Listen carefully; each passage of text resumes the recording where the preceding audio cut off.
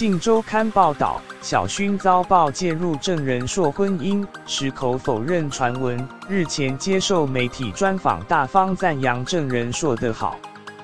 过程中，被记者问到，如果对方狂追，是有可能的吗？小薰则回应要看是怎么追法，也没排斥，还说若与男友达成共识，不排除公开恋情。看来小薰已做好准备，就等郑人硕出击了。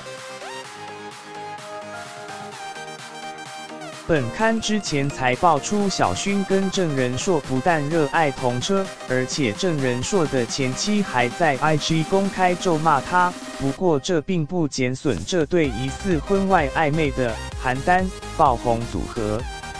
根据本刊马法达的2019星座大预言，双鱼座的小薰，今年是情感狂飙动荡之年，在情感冲击最大的星座，爱情的故事若没有可歌可泣，也肯定绝不平淡无奇。预言完全命中呐！而且马法达还说，今年在爱情面前变得世俗，显得疲惫，要到年底才能把心释出，就来等着年底验收咯。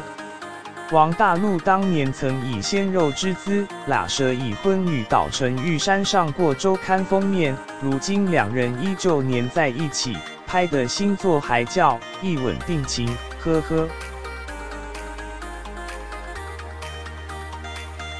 双子座的他，马法达提醒，今年及人脉效应快速窜起，而且美满良缘已至，幸福配额加倍奉上。延伸阅读。